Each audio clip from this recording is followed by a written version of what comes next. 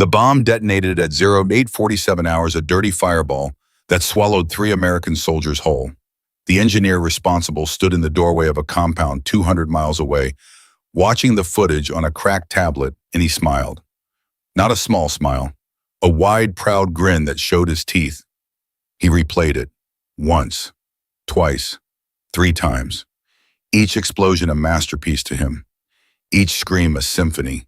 His fingers moved across the screen like a conductor pausing at the moment of impact, savoring it. He turned to his assistant and said in Pashto, "Send this to the others. Show them what happens when they walk our mountains." And then he laughed, a wet, rasping sound that echoed off stone walls. 12 American families would receive folded flags because of him, and he celebrated like it was a wedding. Before we go any further, if you want to see how this story ends, hit that subscribe button right now and stay until the very last word. Drop a comment with the city you're watching from so I can see how far this story travels. Because what happens next, you won't believe it. Staff Sergeant Reese Callahan had been lying in the dirt for 70 hours straight. Not 70 hours of camping, 70 hours of not moving, not eating, barely breathing. Her body had become part of the mountainside covered in dust, rocks, brittle weeds. Her ghillie suit blended so perfectly into the Afghan terrain that even birds landed near her without fear.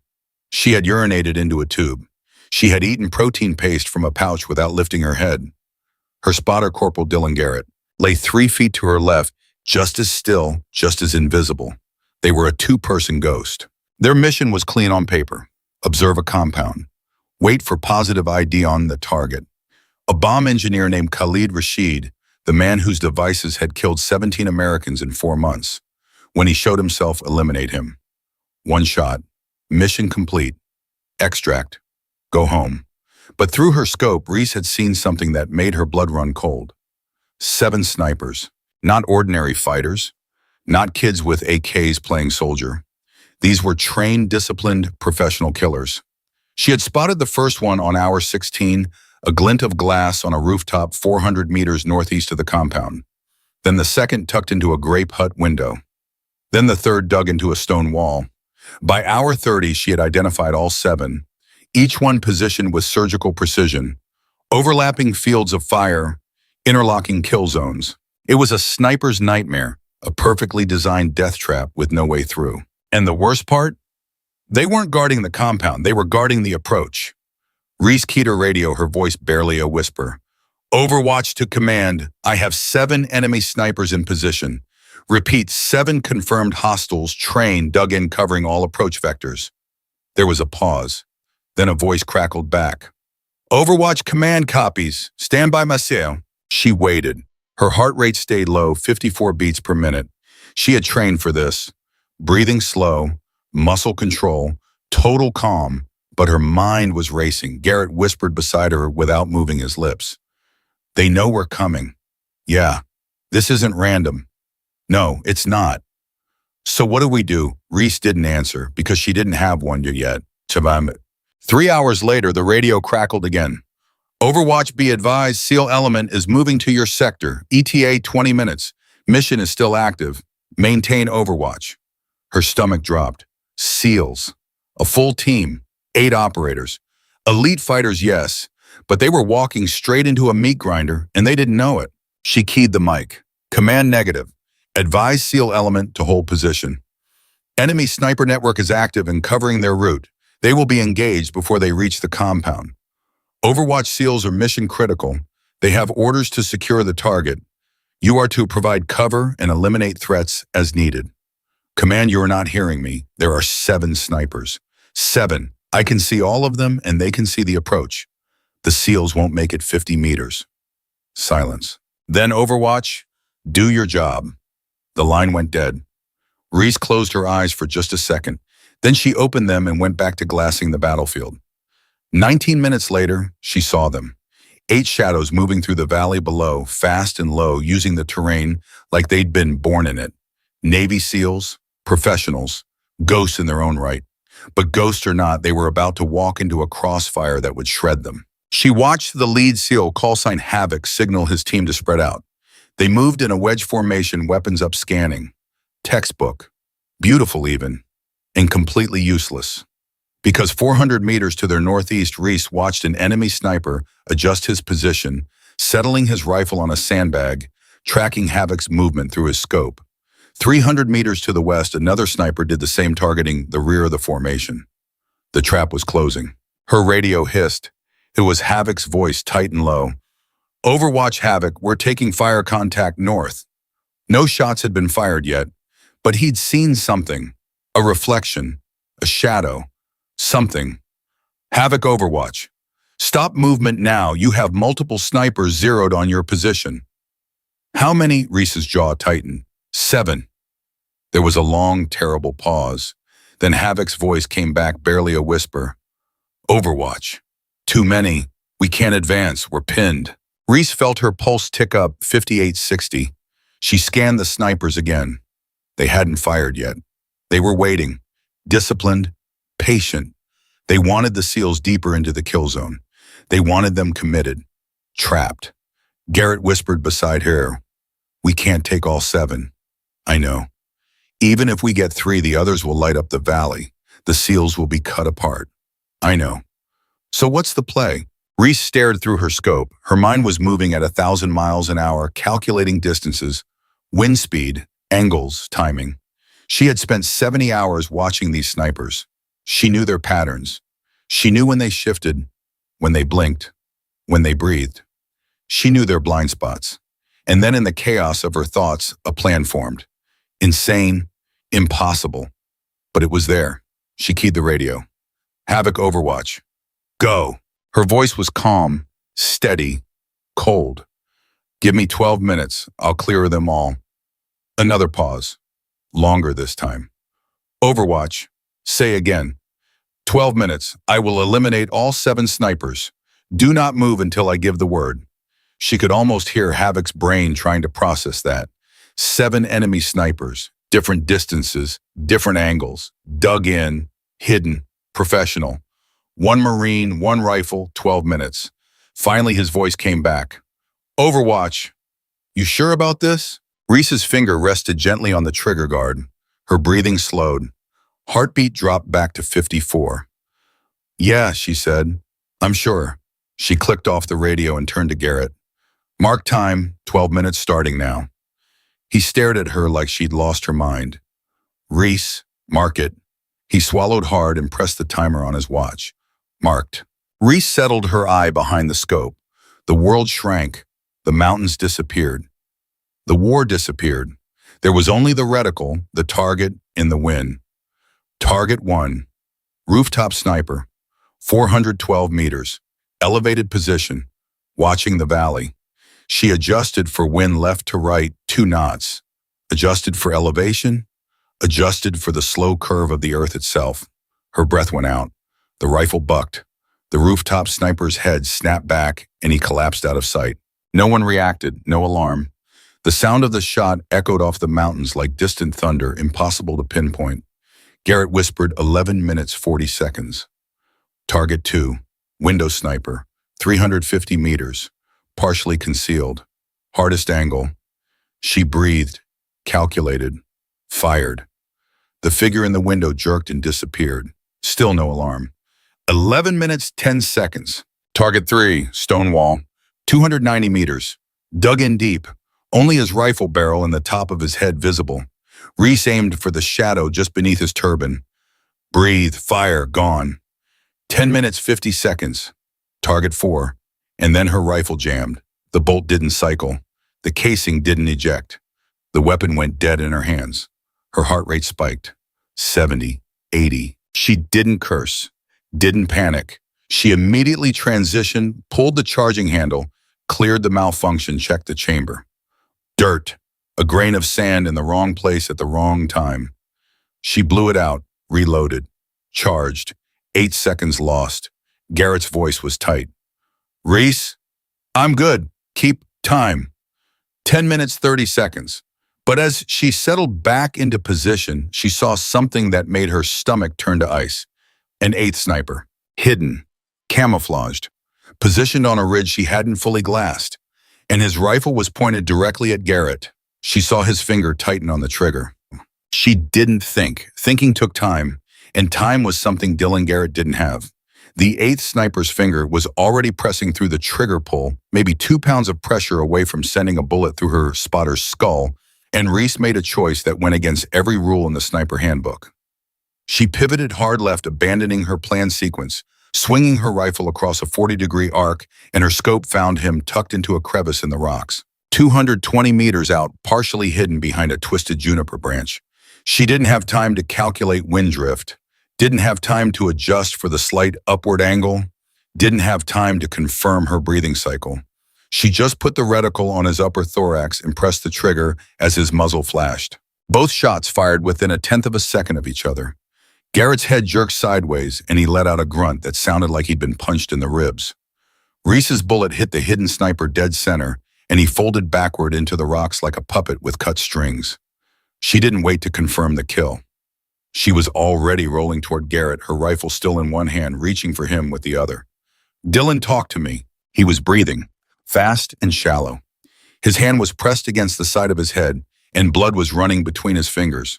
For one terrible second, she thought she'd been too slow, thought she'd lost him, but then he pulled his hand away, and she saw the wound.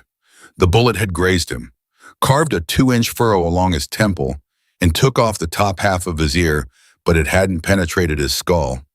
Another inch to the right, and he'd be dead. "I'm good," he gasped, and I'm good. "You're hit. I'm good. Finish it. Finish the mission." She stared at him. Blood was pouring down the side of his face, soaking into his collar, but his eyes were clear, focused. He shoved her shoulder hard. "You've got 6 left in 9 minutes. Go." She went. Back into position, scope up. Hard hammering now, 90 beats per minute, way too high, but she forced it down, forced the adrenaline back, forced herself into the cold, quiet place where nothing existed except the math and the wind and the target. Garrett was saying something behind her, his voice tight with pain, but she couldn't hear the words. She was already locking onto target 4. Grape hut, 320 meters, sniper repositioning after hearing the distant shots, moving from one window to another. Amateur move. Movement draws the eye. She led him by half a body length, squeezed. He stumbled and went down inside the hut out of sight. Garrett's voice cut through. 8 minutes, 20 seconds. Target 5. Dug into a depression on the hillside, 460 meters. Long shot. He was smart, hadn't moved, hadn't reacted, waiting to see where the threat was coming from. She could barely see him, just the curve of his shoulder and a sliver of his face behind the rifle stock. She aimed for the sliver. The rifle kicked. The sliver disappeared. 7 minutes 50. Target 6, rooftop different in building, 380 meters. He was moving now, scrambling, finally realizing his team was being picked apart by someone he couldn't see. He made it 4 steps before Reese's bullet caught him between the shoulder blades, and he dropped like a stone. 7 minutes 10. 1 left. Target 7, the smart one, the patient one. He hadn't moved at all, hadn't given her an angle. He was tucked deep into a hardened position behind stacked sandbags with only his rifle muzzle visible, and he knew exactly what he was doing. He'd seen 6 of his teammates die in under 5 minutes, and he'd done the only thing that made sense. He'd gone into full lockdown. No exposure, no silhouette, nothing for her to shoot at. And worse, his position covered the exact route the SEALs needed to take. Reese glassed him for 10 seconds, 15, 20. He didn't move, didn't shift, didn't give her anything. Garrett's voice was getting weaker. 6 minutes 40. She keyed her radio. Havoc Overwatch. Go Overwatch.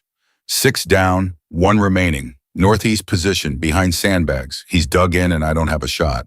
There was a pause. She could hear Havoc breathing on the other end, could hear him running calculations in his head. Then his voice came back hard and flat. "Can you suppress him?" "Negative. He's got hard cover. If I fire, he'll know my position and I lose my advantage." "Then we're still pinned." "I know." Another pause. Then Havoc said something that made her chest tighten. "Overwatch. How much time do you need?" She understood what he was asking. He was offering to draw fire, to expose his team, to give her the split second she needed when the last sniper shifted to engage them. It was a suicide play. "Negative, Havoc. Stand by, I'm working it." She clicked off before he could argue and went back to the scope. The sniper hadn't moved. Smart, disciplined. He knew she was out there somewhere and he wasn't going to give her a thing, so she'd have to give him something instead. She shifted her aim 30 degrees left and fired a round into the dirt near the compound entrance. The sound echoed across the valley, a clear, obvious shot from a new angle. Bait. The sniper didn't bite. She fired again. Closer this time. Kicked up dust near his position. Still nothing.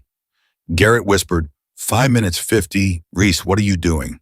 Fishing. She fired a third round, this one intentionally high, zinging off the stone wall, 2 feet above the sniper's position. And this time finally he moved. Just a fraction. Just a tiny shift as he adjusted his position to get an angle on where he thought she was. It was enough. She saw a sliver of his face, just his eye and part of his cheekbone behind the sandbag. Maybe 3 inches of exposed target. She didn't hesitate. The shot was perfect. The sniper's head snapped back and he slumped forward over his rifle, motionless. 747. Garrett's voice was barely a whisper now. 5 minutes 20. All targets down. Reese keyed the radio, her voice steady despite the adrenaline screaming through her veins. Havoc Overwatch. All sniper threats eliminated. You are clear to advance. The relief in Havoc's voice was palpable. Overwatch Havoc copies. Moving now.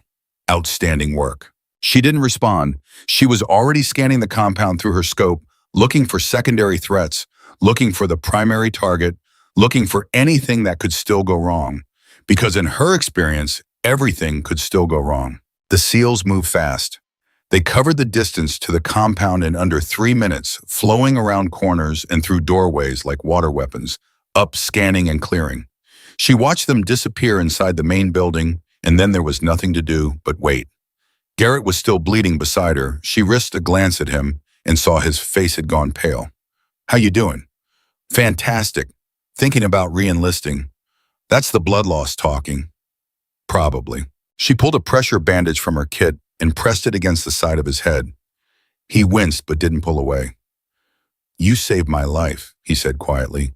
You'd have done the same. Maybe, but you broke the mission to do it. She didn't answer that because he was right. She'd abandoned the planned sequence, broken protocol, made a choice that could have cost the SEALs everything, and she'd do it again without hesitation. The radio crackled. Overwatch Havoc. Compound secure. No sign of primary target. Repeat, Khalid Rashid is not on site. Her stomach dropped. Say again, Havoc. Target is not here. Building is empty except for low-level fighters. We're searching for intel now. She closed her eyes. 70 hours, 7 sniper kills, Garrett bleeding beside her. And the whole reason they were here, the bomb maker, the engineer, the man responsible for 17 American deaths, wasn't even in the compound. It was a dry hole, but then Havoc's voice came back urgent. Overwatch, we've got documents here. Ledgers, photos. This is a coordination site. They're planning something big. How big? Awing. Multi-target, coordinated strikes. Looks like they're hitting 3 forward operating bases simultaneously within the next 48 hours.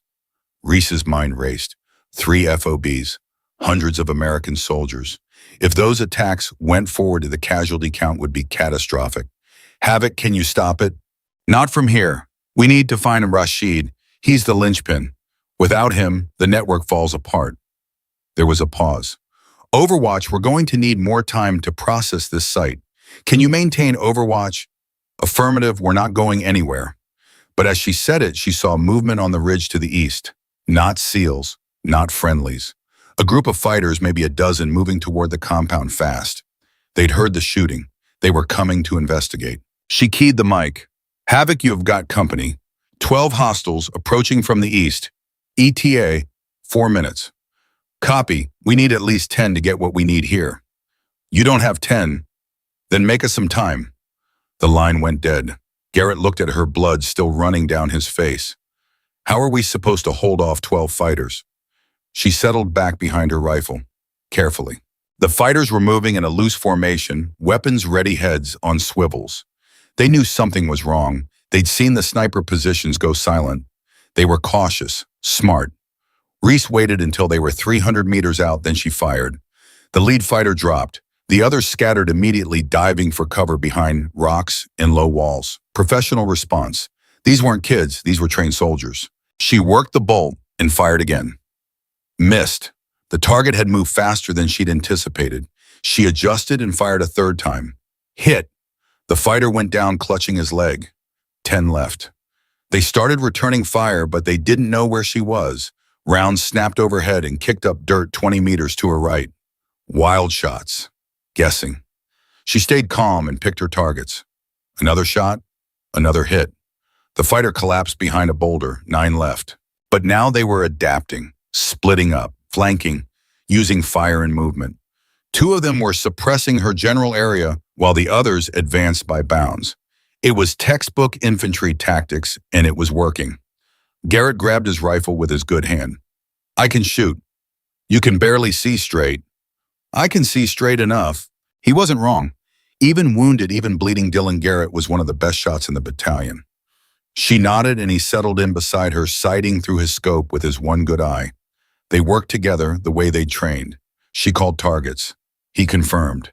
They fired in sequence. 2 more fighters went down, 7 left. But the others were getting close now. 200 meters, 150. They were using the terrain perfectly, staying low, moving fast. And then one of them did something that made Reese's blood run cold. He pulled out a radio and started talking, calling for reinforcements. She shot him before he could finish the transmission, but the damage was done. Somewhere out there, more fighters had heard the call. They'd be coming, maybe 20, maybe 50. She keyed her mic. Havoc, how much longer? 3 minutes. You need to move faster. Working on it.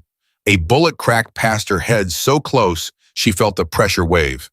The fighters had spotted her muzzle flash. They were zeroing in. She and Garrett had to move. Now. Displace, she hissed. They low-crawled 15 meters to the right, dragging their rifles, staying below the ridgeline. Rounds chewed up the ground where they had been lying seconds before. They settled into a new position, and Reese immediately found a target. Fired, hit. The fighter spun and dropped. 6 left. But now she could hear engines in the distance. Vehicles, moving fast. The reinforcements were coming. Garrett heard them too. Reese, we need to go. Not yet. We're about to be overrun. I said not yet. She fired again. And again. Methodical, controlled, buying seconds, buying time. Each shot a message to the fighters below. Keep your heads down or die. 4 left. The radio crackled. Overwatch Havoc. We're moving. Exfil in 60 seconds. Copy. Get clear of the compound. We'll cover you. The SEALs came out fast. 8 shadows moving in formation, carrying hard drives and documents in waterproof bags. They headed south away from the approaching vehicles, using the terrain to mask their movement. And that's when everything fell apart. A pickup truck and with a heavy machine gun mounted in the bed came screaming around the eastern ridge, 50 cal rounds tearing up the ground behind the SEALs. They scattered, diving for cover, but they were exposed, caught in the open. The gunner walked his fire toward them, tracers arcing through the twilight, and Reese knew if she didn't do something in the next 3 seconds, those 8 men were dead. She swung her rifle toward the technical. It was moving, bouncing over rough ground. The range was over 600 meters. The gunner was behind a steel shield. It was an impossible shot. She took it anyway. The bullet punched through the technical's windshield, and the driver slumped forward. The truck swerved, hard-rolled, and the gunner was thrown clear. The 50 cal went silent. The SEALs ran, but more vehicles were coming. She could see dust trails now. 3, 4, maybe more. Garrett's hand gripped her shoulder. Reese, we have to leave. Right now. She knew he was right. They'd done their job. They'd cleared the snipers. They'd bought the SEALs time. They'd saved the mission. Staying longer wasn't brave, it was suicide. But as she started to pull back, her scope passed over the compound entrance one last time, and she saw him. Khalid Rashid, the bomb maker, the engineer, the target. He was right there, stepping out of a hidden entrance she hadn't known existed, moving fast toward a motorcycle parked in the shadows. He'd been there the whole time. Underground. Hiding. Running. Her mind went blank. Everything else disappeared. The approaching vehicles. The gunfire. Garrett bleeding beside her. The SEALs extracting. All of it vanished. There was only the target. He threw a leg over the motorcycle and kicked it to life. The range was 940 meters. He was moving, accelerating.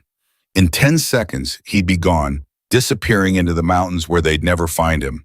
And those coordinated attacks on the FOBs would go forward. Hundreds of Americans would die. Garrett saw what she was looking at.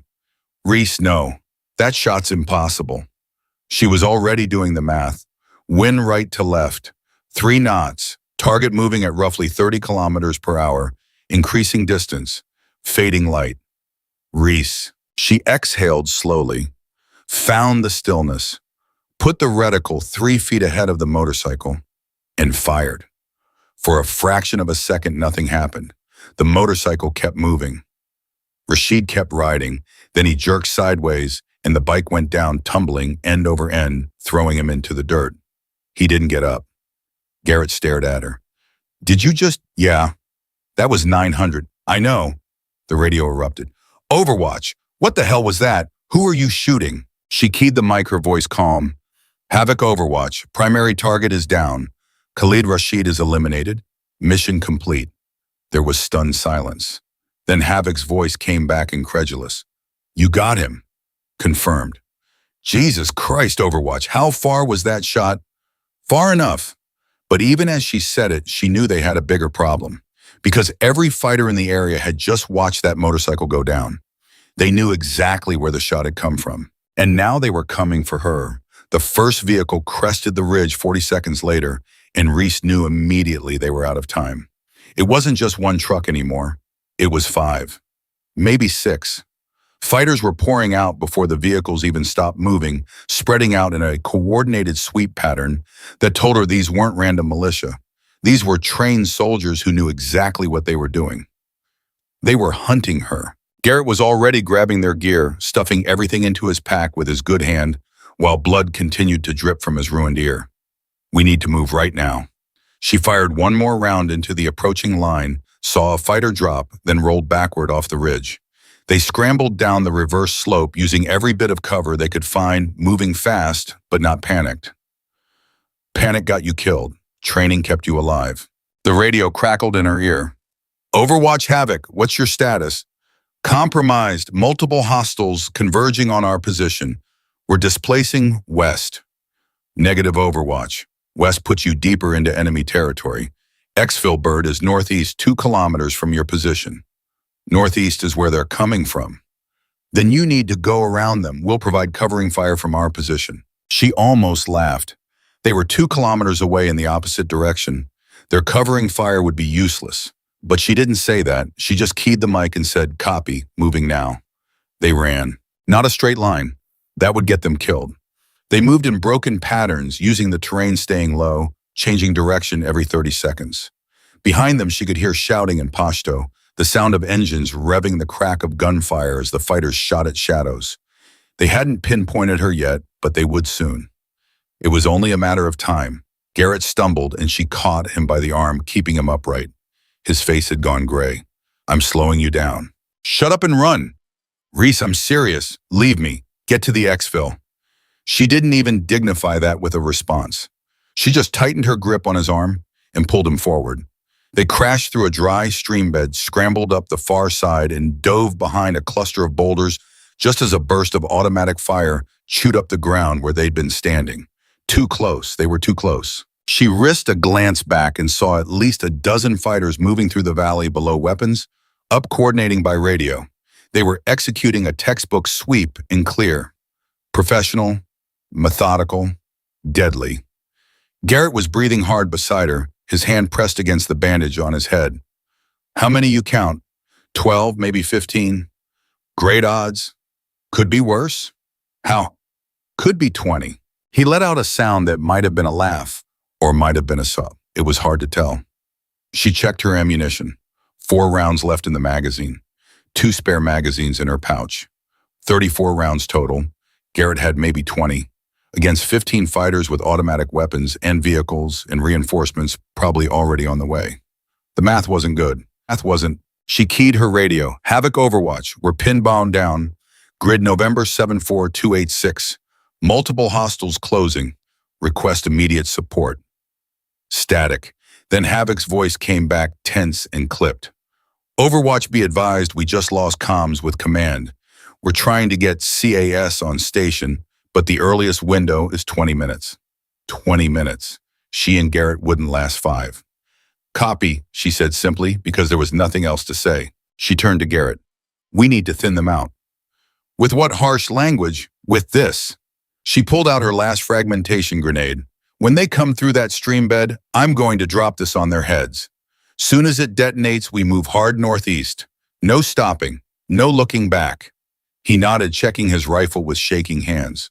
And if they don't come through the stream bed, then we improvise. They waited. 30 seconds. A minute. The voices were getting closer.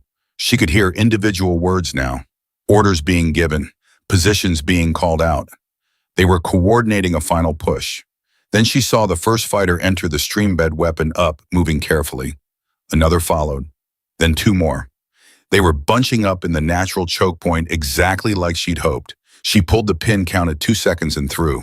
The grenade arced through the air and dropped perfectly into the middle of the stream bed. She didn't wait to see the explosion.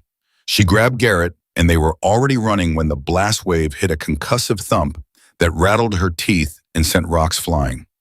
Screams erupted behind them. Confusion. Chaos. They ran straight into it. Not away from the explosion, toward it, because the last thing the surviving fighters would expect was for 2 Americans to charge directly at them through the smoke and dust. She fired as she moved, not aimed shots, just suppressing fire to keep heads down. Garrett was right beside her, limping badly now, but still moving, still fighting. They broke through this kill zone and kept running. Behind them, the shouting intensified. Someone was organizing a pursuit. They had maybe a 30-second head start. She used it. They hit a narrow goat path that switched back up a steep ridge, and she pushed Garrett ahead of her, covering their 6 with her rifle. A fighter appeared at the base of the path, and she fired without thinking. He went down. Another appeared, and she fired again. The rifle clicked empty. She dropped the spent magazine, reloaded, and kept moving. The path got steeper. Garrett was struggling now, his breathing ragged, his legs barely holding him up. She got behind him and pushed physically, shoving him up the slope. Come on, Dylan. Come on. Almost there. Almost where? Good question. She didn't have an answer.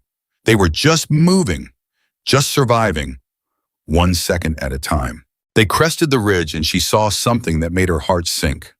More vehicles. 2 trucks racing across the valley from the west, cutting off their escape route. They were being boxed in, surrounded. Garrett saw them too. Oh, that's just perfect. She pulled him down behind a rock outcropping and tried to think. They couldn't go back, couldn't go forward. East was a sheer cliff. West was where the fighters were coming from. They were trapped on a ridgeline with maybe 2 minutes before they were overrun. The radio crackled.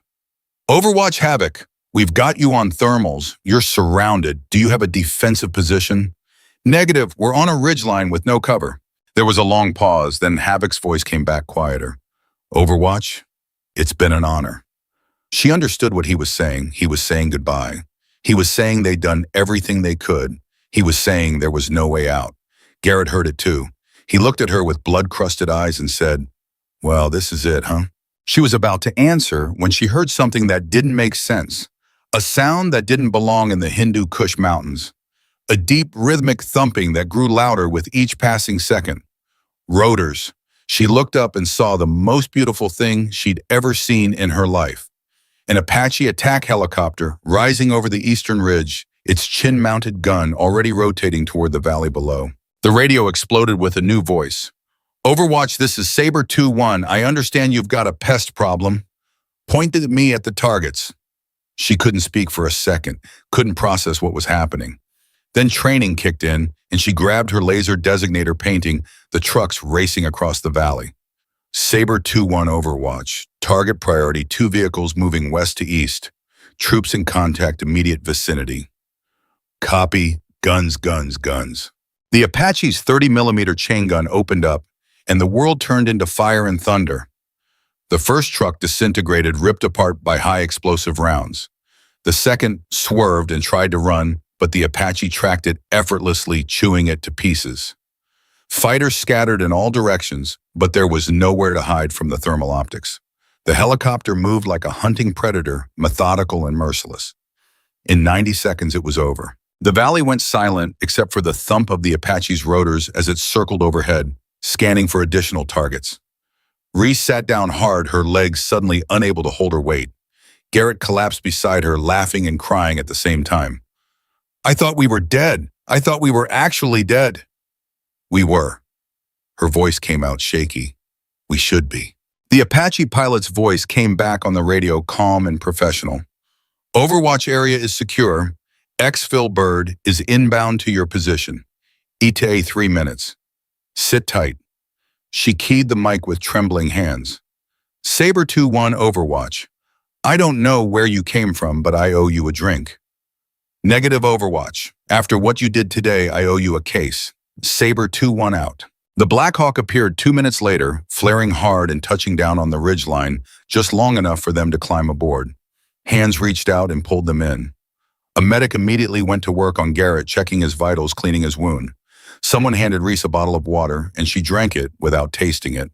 The helicopter lifted off, and she looked down at the compound below, at the valley where she'd spent 70 hours becoming part of the earth, at the scattered bodies of the fighters who'd hunted them. It all looked smaller from up here, less real, like something from a movie instead of something she'd just survived. Havoc's voice came over the internal comms. "Overwatch Havoc, that was the most incredible shooting I've ever seen. You saved our entire team." She didn't know what to say to that, didn't know how to process it. So she just said, "Just doing my job. That was a hell of a lot more than your job." There was a pause. "How's your spotter?" She looked at Garrett. The medic had him stabilized IV in his arm, fresh bandages on his head. He gave her a weak thumbs up. "He'll live." "Good, because command is going to want to debrief both of you the second we land." She closed her eyes. The debrief. Right. Because killing 7 enemy snipers, eliminating a high-value target, and discovering plans for a major coordinated attack wasn't the end of the mission. It was just the beginning of the paperwork. The flight back to base took 40 minutes.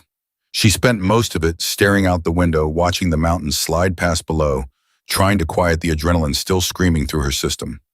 Her hands wouldn't stop shaking. Small tremors she couldn't control. The aftermath of the fight or flight response, her body finally allowing itself to react now that the immediate danger had passed. Garrett noticed. First time what? First time you thought you weren't coming back." She didn't answer for a long moment. Then she said quietly, "Yeah, gets easier." "Does it?" He smiled, then winced as the expression pulled at his wounds. "No, not really, but we tell ourselves that anyway." The Black Hawk touched down at Forward Operating Base Salerno just after midnight. A medical team was waiting.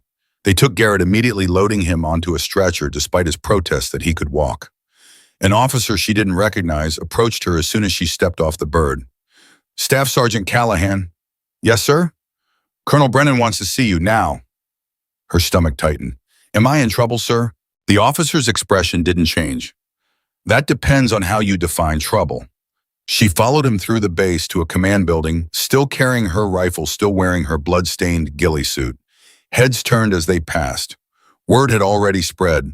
Marines didn't gossip, but they talked, and a story like this traveled fast.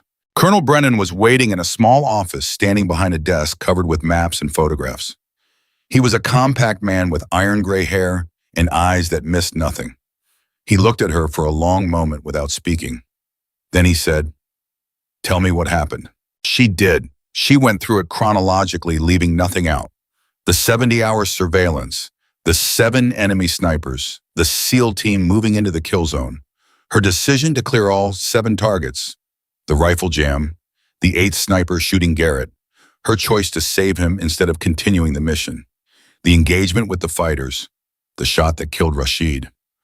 When she finished, Brennan was silent for a long time. Then he said, "You broke protocol." "Yes, sir." "You made tactical decisions without authorization." "Yes, sir." "You engaged targets outside your assigned mission parameters." "Yes, sir." "And you exposed your position to save your spotter, potentially compromising the entire operation." She met his eyes. "Yes, sir." Brennan picked up a piece of paper from his desk. "The SEAL team commander has submitted a formal commendation. He credits you with saving 8 American lives. The intelligence they recovered from that compound has already prevented 3 major attacks. Early estimates suggest your actions saved somewhere between 200 and 300 American soldiers who would have been killed in those coordinated strikes. He paused. The bomb maker you eliminated, Khalid Rashid, was the most wanted insurgent in this sector. We've been hunting him for 7 months. You killed him with a single shot from almost 1,000 meters while he was moving on a motorcycle and failing in light. Another pause. Your spotter, Corporal Garrett, will make a full recovery. He's already telling everyone who'll listen that you're the best shot in the Marine Corps. Brennan set down the paper and looked at her directly. You also violated standing orders. You made unauthorized tactical decisions. You endangered yourself and your teammate, and you took a shot on a high-value target without clearance. Her throat was tight. Yes, sir. So here's what's going to happen. You're going to receive a Silver Star for exceptional valor in combat, and you're also going to receive a formal reprimand for failure to follow orders. Both will go in your service record. Both will follow you for the rest of your career. She didn't know what to say. Pride and shame mixed together in her chest until she couldn't tell them apart. Brennan's expression softened just slightly. Staff Sergeant, I've been in this job for 23 years. I've seen a lot of Marines do a lot of incredible things. What you did out there today ranks in the top 5, maybe top 3. You displayed courage, skill, and tactical brilliance under the most extreme circumstances imaginable. He sat down heavily. You also displayed something else. Something harder to quantify, but just as important. You made a choice to save your teammate when you could have completed the mission. Most snipers wouldn't have done that. Most snipers would have stayed on target, trusted their spotter to survive and finish the sequence. But you didn't. You chose the man over the mission. He looked at her carefully. Do you regret that choice? She thought about Garrett bleeding beside her, thought about the half-second decision to pivot her rifle, thought about how easily it could have gone wrong. No, sir, I don't. Brennan nodded slowly. Neither do I. But it was still the wrong call by doctrine, and doctrine exists for a reason. So you get the medal and the reprimand, both, because that's what the situation earned. He stood and extended his hand. Welcome to the gray area, Staff Sergeant, where the right thing and the wrong thing are sometimes the same thing. She shook his hand, her mind still trying to process everything. You're dismissed. Get some sleep. Debrief continues at 0800. She saluted and left. Outside, the base was settling into the quiet rhythm of night operations. She walked to the medical tent and found Garrett sitting up in bed, fresh stitches on his head, arguing with a nurse about being discharged. He saw her and grinned. Hey, you in trouble? Yes. How much trouble? Some. They're trying to send me home. I told them to go to hell. The nurse rolled her eyes. He's lost too much blood. He needs at least a week of observation. I'm fine. Look, I can count to 10. 1, 2, 3 in Pashto. He paused. Okay, I can't do that, but I'm still fine. Reese sat down on the edge of his bed. They didn't say anything for a minute. Didn't need to. Some things didn't require words. Finally, Garrett said quietly, You saved my life. You would have done the same. Maybe, but you actually did it. So, thank you. She nodded, not trusting her voice. He looked at her carefully. Was it worth it? She knew what he was asking. Was saving one teammate worth potentially failing the mission? Worth the reprimand? Worth everything that came with that choice? She thought about the SEALs walking into that valley, about the coordinated attacks that had been stopped, about Khalid Rashid lying dead in the dirt, and she thought about Dylan Garrett sitting here alive. Yeah, she said finally, it was worth it. He smiled and closed his eyes, exhausted. Within seconds, he was asleep. She sat there for a while longer, watching him breathe, thinking about choices and consequences in the impossible mathematics of war. Then she stood and walked out into the Afghan night, carrying the weight of what she'd done and knowing she'd carry it forever. She didn't sleep that night. Couldn't. Every time she closed her eyes, she saw the 8th sniper's muzzle flash, saw Garrett's head jerk sideways, saw the blood. Her hand still had a faint tremor she couldn't control. At 0300, she gave up trying and went to the range instead, the only place on base that made sense to her anymore. The night guard looked surprised to see her. Ma'am, range is closed until 0600. I know. I just need to clean my weapon. He saw the look on her face and stepped aside. Take your time, Staff Sergeant. She sat at a bench under a single flickering bulb and field stripped, her rifle laying out each component with mechanical precision. Bolt, firing pin, trigger assembly. She'd done this 1,000 times, but tonight her fingers fumbled. Clumsy, uncoordinated.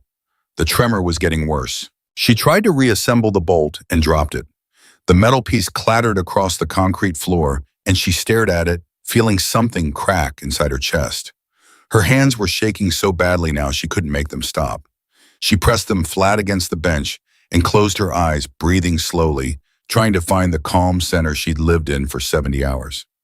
It wasn't there anymore. A voice spoke behind her. First time's always the hardest. She turned and saw a gunnery sergeant she didn't recognize, older, maybe 50, with the weathered face of someone who'd seen multiple deployments. He walked over and picked up the bolt, handing it to her. "I'm fine," she said. "Sure you are. That's why you're shaking like a leaf at 3 in the morning." He sat down across from her. "Mind if I tell you something?" She didn't answer, but he took it as permission anyway. 20 years ago, I was in Fallujah, house-to-house fighting. One of my Marines, kid named Torres, got hit by a sniper. Took a round through the neck. I watched him bleed out in my arms, and there wasn't a damn thing I could do about it. He paused.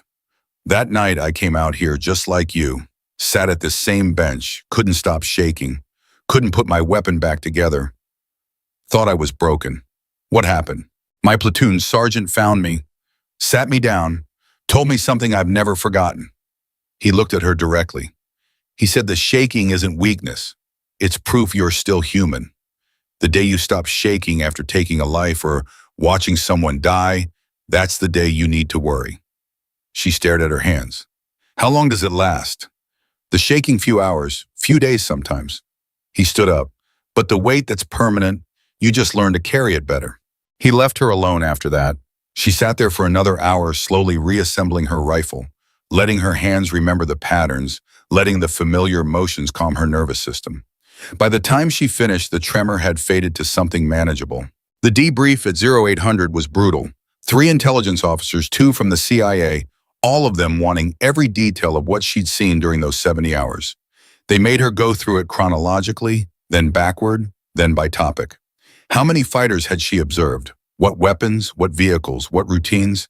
Had she seen any other high-value targets? Had Rashid met with anyone, spoken to anyone? She answered everything mechanically, her mind somewhere else, until one of the CIA officers asked a question that made her focus. "Staff Sergeant, in your observation, how many fighters were stationed at that compound on a regular basis?" 15 to 20, rotating shifts. "And how many responded when the SEAL team was discovered?" She thought back.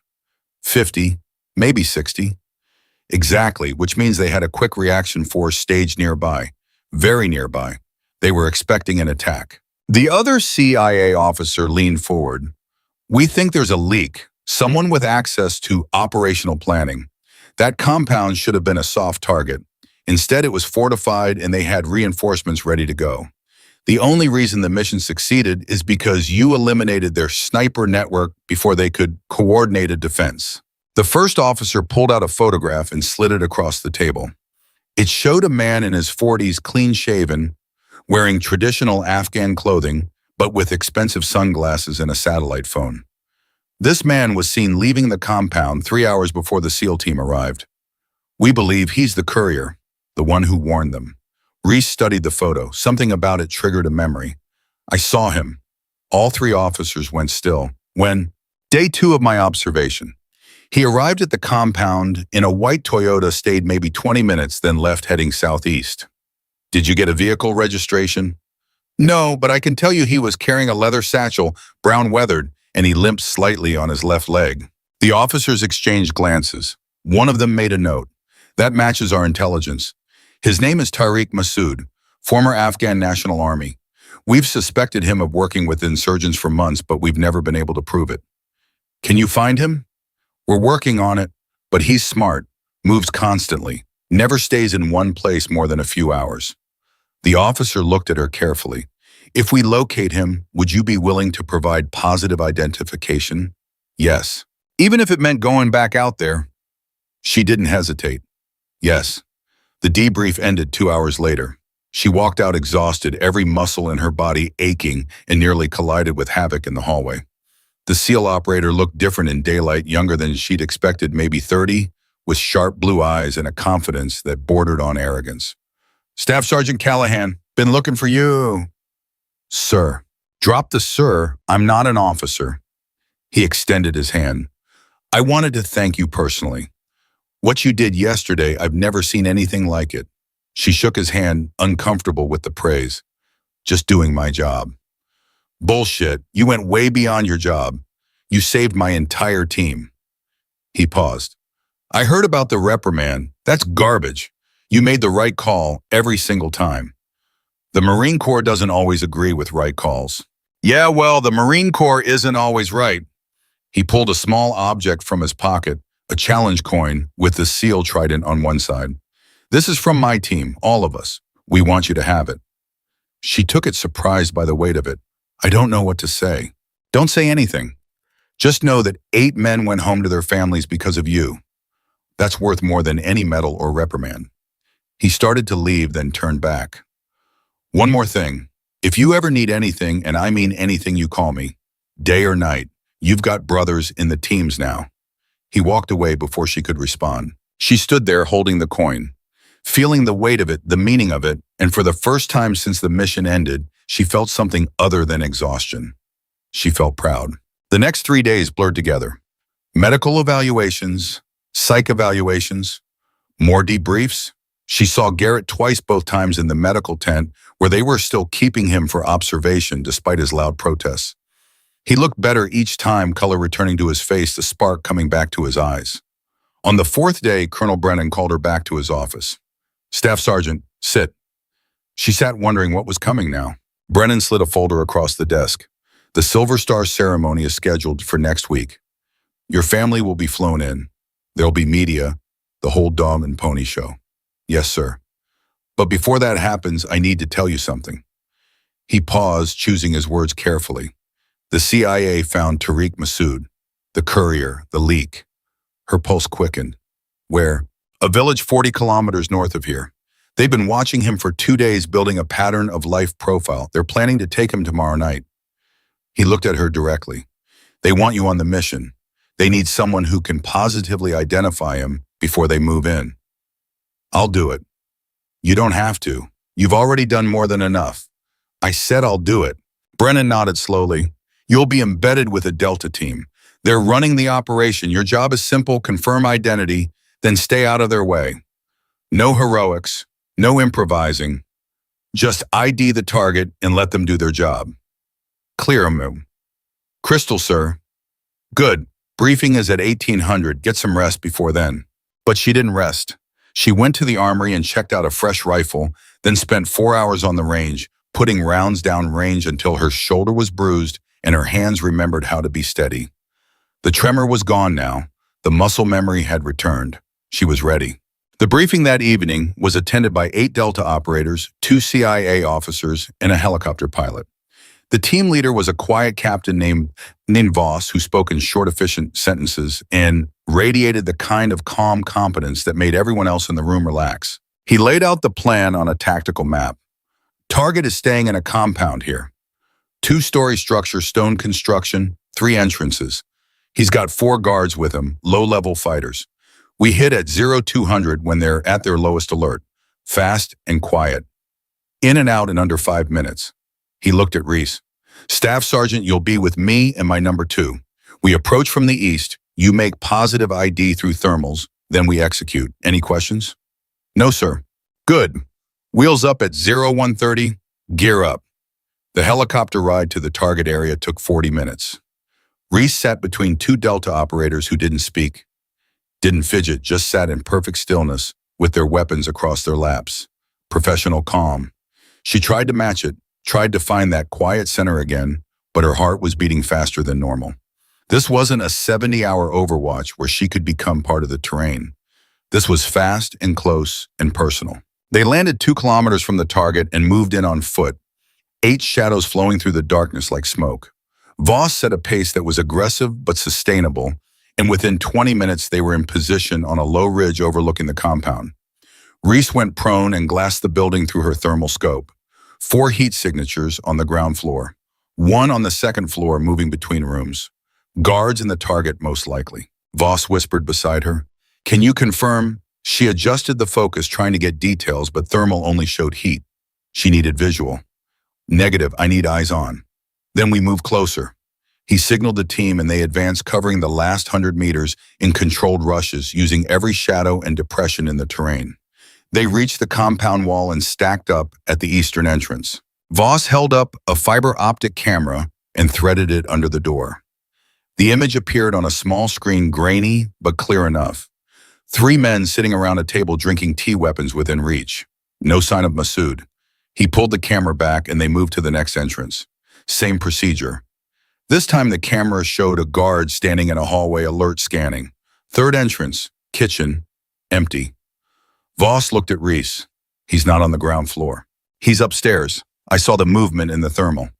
Then we need to breach. You ready? She nodded, her mouth dry. Stay behind me. When we clear the second floor, you ID him. Fast. We don't have time to linger. He signaled the team. Breacher moved to the door with a small charge. Placed it. Stepped back. Voss held up 3 fingers. 2, 1. The charge detonated with a sharp crack and the door blew inward. The team flowed through like water weapons, up, moving with practiced precision. Reese stayed close to Voss, her heart hammering now, adrenaline singing in her veins. Shouts in Pashto. A guard appeared in the hallway, and one of the operators dropped him with a suppressed double tap. No hesitation, no mercy. They moved through the ground floor in seconds, clearing rooms, neutralizing threats. Stairs. Voss took them 2 at a time with Reese right behind him. At the top, a hallway with 3 doors. He signaled left, center, right, and the team split up. Reese went with Voss to the center door. He kicked it open and swept inside, rifle up. The room was empty, just a prayer mat and some books. A burst of gunfire erupted from the right door. One of the operators returned fire. Someone screamed. Voss crossed the hallway and Reese followed. The right room was a bedroom. 2 bodies on the floor guards. And standing in the corner with his hands up, eyes wide with fear, was Tariq Masood. She recognized him immediately. Same face from the photo, same limp, same expensive sunglasses hanging from his collar. Confirmed, she said, that's him. Voss moved forward and zip-tied Masood's hands behind his back. The courier was babbling in Pashto, pleading, offering money, offering information, offering anything. We're leaving, Voss said to his team. 90 seconds. They moved back downstairs, Masood stumbling between 2 operators, out through the breached door, across the compound, into the darkness. And that's when everything went wrong. A flare shot into the sky from a nearby building, bathing the entire area in harsh white light. Machine gun fire erupted from 3 directions simultaneously. Someone had been watching, waiting. It was an ambush. The team scattered, returning fire, moving to cover. Reese dove behind a stone wall as bullets chewed up the ground where she'd been standing. She brought her rifle up and started acquiring targets, firing controlled pairs, dropping fighters as they appeared.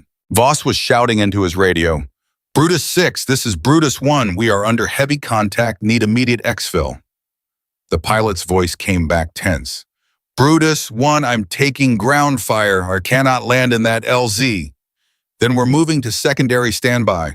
They fought their way east, dragging Masood with them, laying down, suppressing fire, moving by bounds. Reese emptied her magazine and reloaded, her hands steady now, her mind clear. This was what she trained for. This was what she was good at. An operator went down, shot in the leg. His teammate grabbed him and kept moving. They were bleeding fighters, bleeding ammunition, bleeding time. The secondary LZ was 300 meters away through open ground. Suicide to cross, but staying here was death. Voss made the call. Smoke out. We move on my mark. Smoke grenades flew. Gray fog billowed across the battlefield. Move, move, move. They ran. Reese fired as she moved, not aimed shots, just keeping heads down, buying seconds. She could hear the helicopter, now rotors beating the air, coming in hot and low. 50 meters from the LZ, 40, 30. Masood stumbled and fell. The operator carrying him tried to lift him, but took a round to the shoulder and went down. Reese grabbed the courier and hauled him to his feet, half dragging him toward the helicopter. 20 meters. 10. The Black Hawk flared and touched down door gunners, laying down withering fire. Hands reached out and pulled operators aboard. Reese shoved Masood inside and climbed in after him. Voss was last. He turned and fired one final burst, then jumped. The helicopter was already lifting as he hit the deck. They were airborne. They were clear. They were alive. Voss keyed his radio. Brutus 6, all personnel accounted for. Get us home. Reese sat back against the bulkhead, breathing hard, her ears ringing. Masood was curled in a ball on the floor, zip-tied and terrified. The wounded operators were being treated by the medic. Everyone was alive. Voss looked at her and gave a single nod. Professional acknowledgement. She nodded back. The flight back took 30 minutes. When they landed, CIA was waiting. They took Masood, immediately loading him into a vehicle before the rotors even stopped spinning. One of the officers approached Reese. Good work, Staff Sergeant. Positive ID under fire. That takes guts. Will he talk? Oh, he'll talk. They always do. The officer smiled coldly. By this time tomorrow, we'll know everyone he's been working with. This could break open the entire network. She watched them drive away with their prisoner, thinking about information and networks, and how many lives might be saved because of what they'd learned tonight. Voss walked up beside him. You did good work out there. Thank you, sir. Delta's always looking for good shooters. If you ever want to try out, I appreciate that, but I'm a Marine. He smiled. Fair enough, Semper Fi, Staff Sergeant. She walked back to her hooch as the sun was coming up, exhausted, but wired, too keyed up to sleep. She lay on her rack staring at the ceiling, thinking about the last 5 days, thinking about all the choices she'd made, thinking about what came next. The Silver Star ceremony. The media attention. Going home eventually. Trying to explain to people who'd never been here what it was like. Trying to be normal again. If normal was even possible anymore. She finally fell asleep around 0700 and woke 3 hours later to someone pounding on her door. She grabbed her sidearm out of habit before remembering where she was. Safe. On base. No threats. She opened the door and found Garrett standing there, freshly discharged from medical. A massive white bandage wrapped around his head like a turban. He grinned when he saw her face. You look like hell. Thanks. You look like you lost a fight with a lawnmower. Close, lost a fight with a sniper. He held up a paper bag. Brought breakfast. Figured you hadn't eaten. He was right. She couldn't remember her last real meal. They sat outside on the steps and ate protein bars and drank terrible coffee while the base came alive around them. For a while, neither of them spoke. They didn't need to. Finally, Garrett said, Heard you went out again last night with Delta. Word travels fast. Always does. They get the guy. Yeah, they got him. Good. He took a long drink of coffee. You know you don't have to keep doing this, right? You've already done more than anyone could ask. I know. But you're going to keep doing it anyway. It wasn't a question. She didn't answer because they both already knew. He crushed his empty coffee cup. My orders came through this morning. They're sending me stateside. Medical separation. I'm done. She felt something cold settle in her chest. Dylan, it's okay, really. The ear's not coming back, and my hearing's compromised. I can't spot anymore.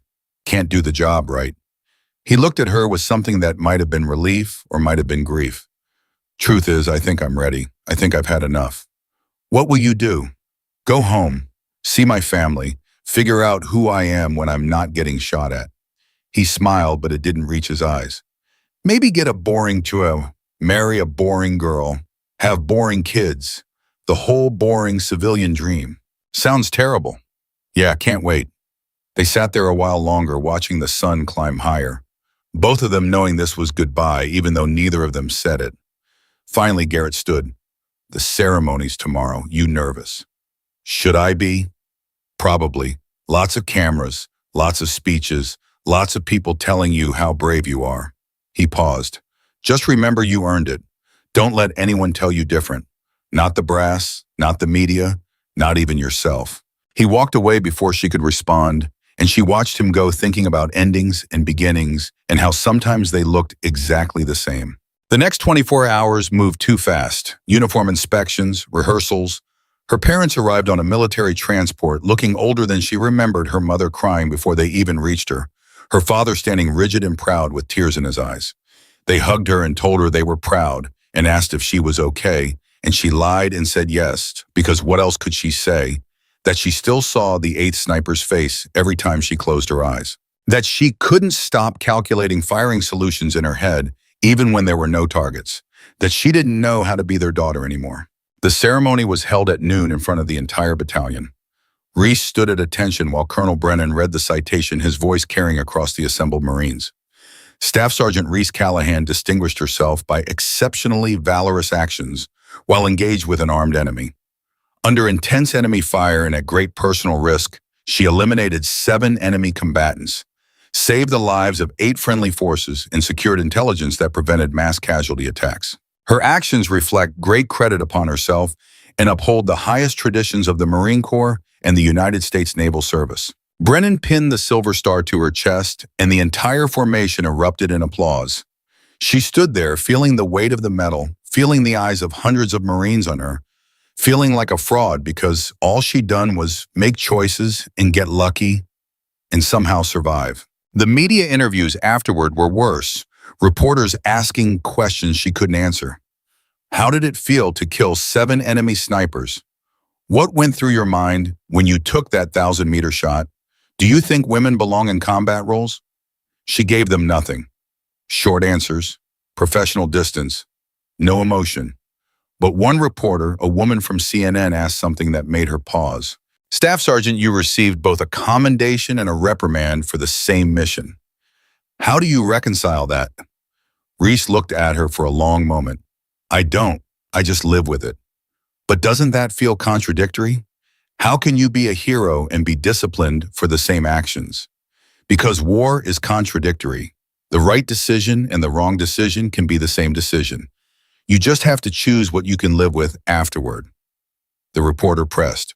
So you have no regrets. She thought about Garrett bleeding beside her, about the choice to save him instead of staying on mission, about everything that followed. I didn't say that. I said I can live with it. Those are different things. The interview ended shortly after. Her parents took her to dinner at the base chow hall, the only restaurant for 100 miles, and they tried to have a normal conversation about normal things. Her mother talked about the garden. Her father talked about fixing the truck. She nodded and smiled and felt like she was watching them through a scope from 1,000 meters away. That night, she couldn't sleep again. She walked the perimeter of the base past guard posts and motor pools and sleeping barracks, trying to wear herself out, trying to quiet her mind. She ended up at the memorial wall where they listed the names of Marines killed in action. 73 names from this battalion alone. 17 of them killed by Khalid Rashid's bombs. She traced her fingers over the engraved letters, thinking about the ones who didn't make it home, thinking about how thin the line was between her name being on this wall and her standing here reading it. A voice spoke behind her. Can't sleep either. She turned and saw one of the SEAL operators from Havoc's team, a younger guy she didn't know. He had a cigarette in his hand, even though smoking wasn't allowed on base. No. Yeah, me neither. He took a drag. Saw your ceremony today. Hell of a thing. Thanks. You know what Havoc said about you? He didn't wait for her to answer. He said you're the kind of Marine who makes the rest of us look bad. Said you did in 12 minutes what most snipers couldn't do in 12 days. He's exaggerating. I don't think he is. The SEAL stubbed out his cigarette. My girl back home asked me what I did over Tiern. I told her I couldn't really explain it. How do you explain it to them? The people who weren't here. You don't. You just smile and change the subject. Yeah, that's what I figured. He started to walk away, then stopped. For what it's worth, I'm glad you were out there watching over us. Made me feel safer knowing someone that good had our backs. He left, and she stood alone, with the names, thinking about being good at something terrible, thinking about how strange it was to be praised for killing people, even when those people needed killing. Her deployment ended 6 weeks later. By then, the intelligence from Massoud had led to 17 arrests, 4 weapons caches discovered, and 2 major attack networks disrupted. The CIA estimated her actions, both the sniper mission and the courier capture, had saved over 300 American lives. 300 people who would go home, 300 families who wouldn't get folded flags, and 7 enemy snipers who would never kill again. plus Khalid Rashid, plus the fighters she dropped during the extraction. The math should have felt clean, more saved than killed. Net positive, victory, but it didn't feel like anything except heavy. The flight home took 36 hours with stops in Kuwait and Germany. She slept most of it, dreamless sleep, exhausted in a way that went beyond physical. When they landed at Camp Pendleton, the entire battalion was met by families, by banners, by cheering crowds. She saw Garrett in the terminal with his parents, his head still bandaged, and they exchanged a nod across the crowd. No words needed, just acknowledgement. We made it. We survived. Her parents drove her home to a small town in Montana where nothing had changed and everything felt alien. Her childhood bedroom looked like a museum exhibit, her high school trophies gathering dust, her old life preserved in amber. She lasted 3 days before she couldn't take it anymore. Her mother found her sitting on the back porch at 2 a.m, staring at the darkness. "Honey, what's wrong?" "Nothing, just can't sleep." "You haven't slept since you got home." "I'm fine, Mom." Her mother sat down beside her. "No, you're not, and that's okay. You don't have to be fine." Reese felt something crack in her chest. "I don't know how to do this, how to be here, how to be normal." "Then don't be normal. Be you, whatever that means now." "I don't even know what that means." Her mother took her hand. "Then I guess you'll have to figure it out. But you don't have to figure it out alone." They sat there together in the darkness, not talking, just being. And for the first time since coming home, Reese felt something that wasn't exhaustion or numbness or distance. She felt like maybe eventually she might be okay. The Marine Corps offered her a new assignment 6 months later. Instructor position at Scout Sniper School, teaching the next generation, passing on what she'd learned. She almost said no, almost walked away completely. But then she thought about Garrett and the gunnery sergeant at the range and all the people who'd helped her carry the weight. She said yes. The first day of her first class, she stood in front of 24 students, all of them looking at her with a mixture of curiosity and skepticism. A female sniper instructor was still rare, a Silver Star recipient even rarer. They didn't know what to expect. She didn't give them a speech, didn't talk about her mission or her medal or anything that happened in Afghanistan. She just said, "Sniping is about making impossible shots under impossible conditions. But more than that, it's about making impossible choices. And sometimes the hardest target isn't the one in your scope. It's the decision you make when everything is falling apart and there's no good answer." One student raised his hand. "Staff Sergeant, how do you know you're making the right choice?" "You don't, not in the moment.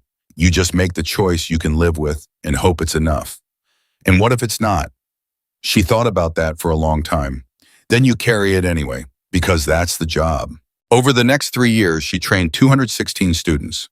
Some washed out, some thrived, some went on to combat deployments and came back changed just like she had. She saw it in their eyes, the weight, the distance, the permanent alteration of who they were, and she taught them the same thing her mentor had taught her. There is no perfect decision in war, only the choice you can live with. One afternoon, a former student came back to visit. He'd just returned from Iraq where he'd made a shot that saved his entire squad. He wanted to thank her for the training, wanted to tell her it worked, wanted her to know he'd remembered what she taught him. "What did you remember?" she asked. "That skill matters, but character matters more. That technology fails, but instinct endures. That the hardest battles aren't against enemies." He paused. "They're against yourself, against your own choices." She felt pride swell in her chest. "You learned well." "I had a good teacher." He hesitated. "Can I ask you something? That mission in Afghanistan, the one everyone talks about, do you ever regret it, any of it?" She'd been asked that question 100 times by reporters, by officers, by other Marines. She'd always deflected, but this student had earned an honest answer. "Every day," she said quietly, "I regret that it had to happen at all, that those men had to die, that Garrett had got shot, that I had to make those choices. But would I do it differently? No, because those were the choices I could live with, and I'm still living with them. Does it get easier? No, you just get stronger." He nodded and left, and she went back to teaching, went back to passing on the knowledge, went back to preparing young Marines for the impossible choices they'd face. Years passed. She was promoted to gunnery sergeant, then master sergeant. Her hair started showing gray. Her hands developed the calluses and scars of a career spent on rifle ranges. The nightmares faded but never disappeared completely. Some nights she still woke up seeing the 8 snipers' muzzle flash, still calculated that pivot shot, still heard Garrett grunt as the bullet grazed him. But she also heard his laugh, saw the SEAL team make it out alive, remembered the 300 lives saved. The weight was still there, would always be there, but she'd learned to carry it. On her 20th anniversary in the Marine Corps, her current class asked her to give them one final lesson before they graduated, something they could carry with them, some piece of wisdom from 2 decades of service. She stood in front of them and said, "You're going to face moments where there's no good answer, where the mission conflicts with your humanity, where you have to choose between following orders and following your conscience. When that moment comes, and it will come, you need to ask yourself one question." She paused. What kind of person do you want to be when it's over? Not what kind of Marine, not what kind of warrior, what kind of person? Because the uniform comes off eventually. The rank goes away, the medals get put in a box. But the person you are, the choices you make, those stay with you forever. One student raised his hand. "Gunnery Sergeant, what if we make the wrong choice?" Then you own it, you learn from it, and you do better next time, because that's all any of us can do. Another student asked, "What if there is no next time?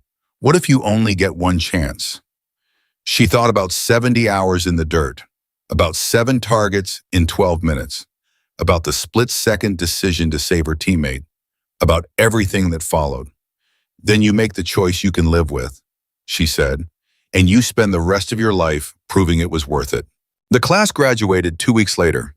She watched them receive their diplomas, watched them pin on their scout sniper badges, watched them become the next generation of warriors. And she knew some of them would face their own impossible moments, would make their own impossible choices, would carry their own impossible weights. But they'd be ready, because she'd taught them, because someone had taught her, because that's how the knowledge passed down one generation to the next one, choice to the next one, weight to the next. That evening, she drove out to a quiet hilltop overlooking the base and sat watching the sunset, thinking about all the choices she'd made, all the weight she carried, all the people she'd saved, and all the people she'd killed. The silver star was in a box at home. The reprimand was in her service record. Both were permanent. Both were true. Both were part of who she was. And when new students asked her about that mission, about those 12 minutes, about what it felt like to make those shots and those choices, she told them the truth. It felt like being human in the middle of something inhuman, like finding your character in the chaos, like discovering that the most important battle isn't against the enemy in your scope, it's against the person you might become if you make the wrong choice. And she told them one more thing, the thing that mattered most. When the world is falling apart and there are no good options and everything is riding on what you do next, you don't need to be perfect. You just need to be the kind of person who chooses to save your teammate, who fights for the people beside you, who carries the weight of your choices without breaking. Because in the end, that's what separates warriors from killers. Not the skill, not the training, not the medals. It's the choices you make when no one would blame you for choosing differently. And it's the strength to live with those choices long after the shooting stops. Yes.